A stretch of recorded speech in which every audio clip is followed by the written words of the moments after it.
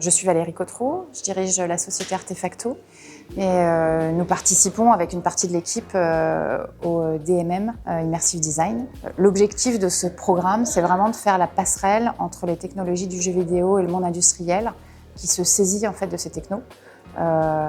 Pour donner des exemples très concrets à l'ensemble des étudiants qui vont se retrouver sur le marché du travail sans doute l'année suivante. L'idée, c'est quoi? C'est qu'aujourd'hui, nous développons des solutions qui intègrent la réalité virtuelle et la réalité augmentée. Et on se retrouve très souvent chez les grands comptes avec des interlocuteurs de type responsable marketing qui ne connaissent pas du tout ces technos et qui ne sont pas à même de nous accompagner correctement dans le suivi de projet.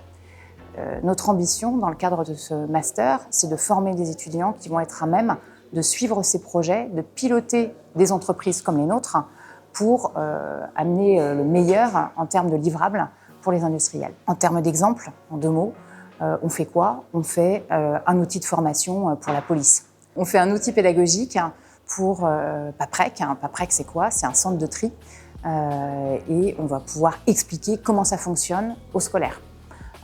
Dernier exemple, on travaille aussi dans le secteur du bâtiment pour faire des configurateurs, pour montrer comment faire de la pose de parquet ou de la pose de sol de façon globale et générale. Donc on est bien finalement dans des métiers très appliqués, des métiers très industriels et on vient utiliser les technologies du jeu vidéo. L'enjeu de la session d'aujourd'hui, c'est de comprendre les besoins en réalité augmentée, en réalité virtuelle aussi, et de savoir à quoi ça sert et comment ça marche. Je me rappelle par exemple il y a quelques années quand les tout premiers cardboards, donc c'était les casques de réalité augmentée en carton, on mettait un téléphone. On avait des clients qui nous demandaient des premières applications en réalité augmentée, enfin virtuelle pardon. Et même en interne, on essayait de faire des applications. On avait demandé un design, mais le design il était casé sur un écran.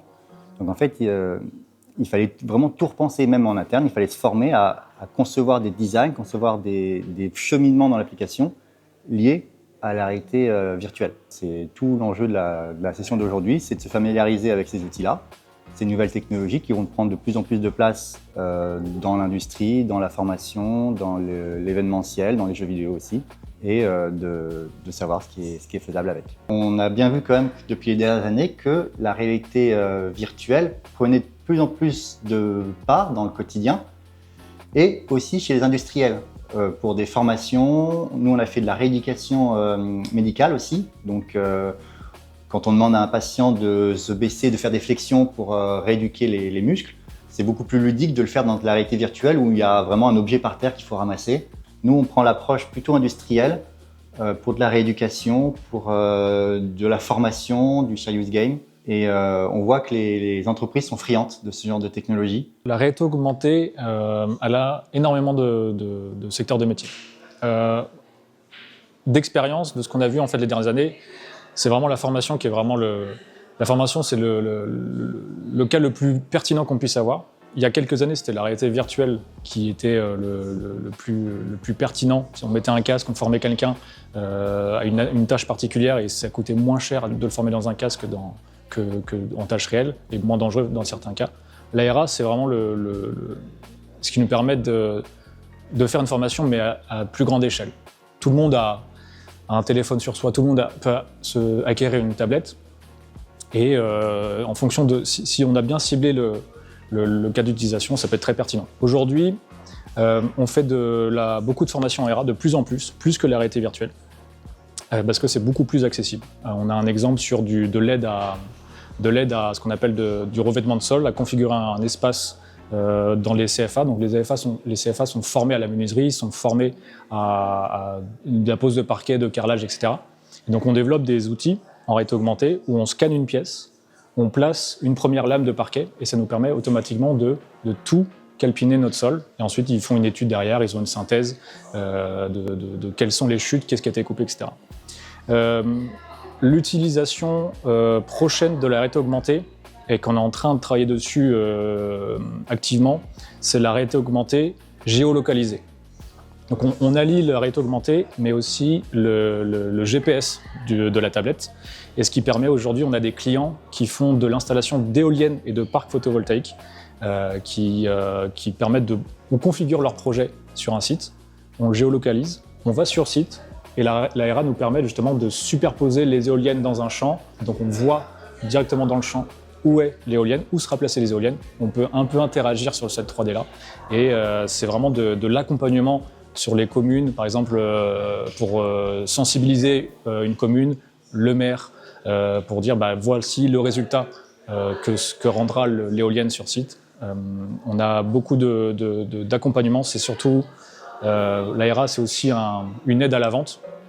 Donc on a beaucoup de clients qui souhaitent avoir un catalogue augmenté, ce qu'on appelle un catalogue augmenté, de leurs éléments en 3D.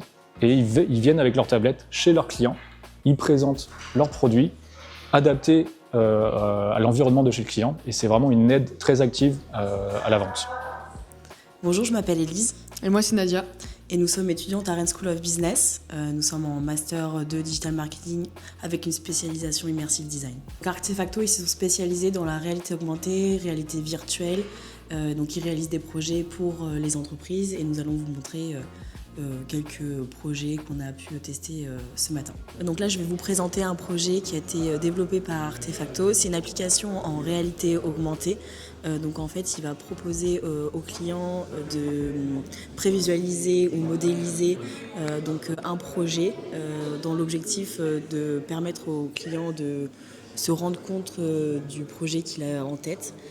Donc c'est un très bon outil pour pouvoir permettre de voir ce que l'on souhaite dans la vie réelle avec l'application en réalité augmentée. Aujourd'hui, on a pu tester les casques de réalité virtuelle dans les locaux d'Artefacto. Donc dans cette simulation en réalité virtuelle dans les casques, en fait, on testait des situations dans lesquelles des agents de police peuvent être confrontés dans la vie réelle. Et donc, on a pu aussi avoir une simulation de tir, etc.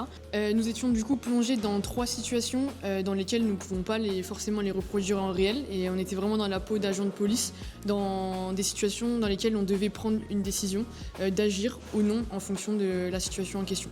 Nous remercions Artefacto pour l'accueil et de nous avoir permis de découvrir la réalité augmentée et la réalité virtuelle au sein de leurs locaux. Et n'hésitez pas à vous abonner à leur page LinkedIn Artefacto.